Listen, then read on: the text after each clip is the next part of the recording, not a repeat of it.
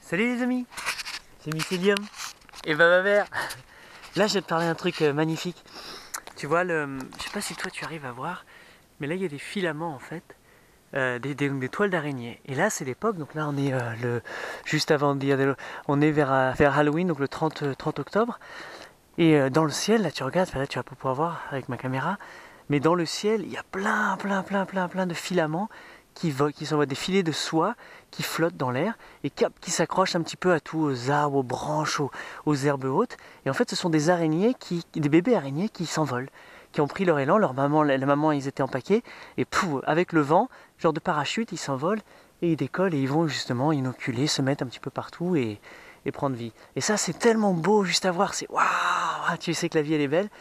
Et tu sais que c'est des alliés qui arrivent, tu sais que c'est tous tes potes qui viennent et plein de biodiversité qui vient atterrir sur ton jardin pour s'ancrer, pour s'installer, pour ensuite pouvoir faire le rôle de régulateur et lancer la vie, lancer le cycle des nutriments et le réseau trophique en fait. Donc les nouveaux acteurs, les nouveaux potes arrivent chez toi. Donc c'est pour ça que c'est important d'avoir du volume, tu sais, des trucs en hauteur, des tiges, des machins, même juste une tige, tu vois, un vieux pied de bambou sec qui est planté comme ça, des branches, et ben les toiles, elles peuvent s'accrocher, ils s'entourent, et ça y est, puis ils lancent la vie. Et donc partout, il est en train de s'installer, de rentrer dedans. Tu vois, c'est ça qui est magnifique. Et tout c'est là, c'est ses potes. Donc voilà, encore une bonne nouvelle qui vient des cieux. Tiens, je sais pas ce que je te dis, je sais pas du tout si tu vois, mais bon bref, là sur des morceaux de bambou comme ça qui traînent, elle s'est accrochée, et hop, et là elle peut descendre, elle peut s'installer dans les tomates, et hop, elle atterrit. Tu sais, les troopers quoi, les troopers arrivent, waouh! Et il y en a partout, et c'est pour ça que dans l'autre jardin, je fais exprès de laisser des perches, des trucs pour que ça puisse s'accrocher. Même les herbes hautes comme ça, mortes, je les laisse, là je viens juste de les enlever pour dans une autre vidéo, tu as dû le voir ou tu vas le voir. Mais là en fait je les laisse, tu vois, pam, elle a accroché un fil d'araignée et hop, c'est génial quoi. Donc plus tu les laisses tes plantes vivantes longtemps et faire leur fin de cycle, plus ça va aussi faire partie activement de la fertilité de ton sol.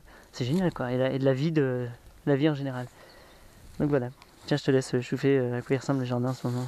Tu vois, nous on cultive aussi bien des champignons comestibles que des patates, que des fèves, que des choux, que des kales, que des fèves, que des oignons, que des poireaux, que des alières, que des...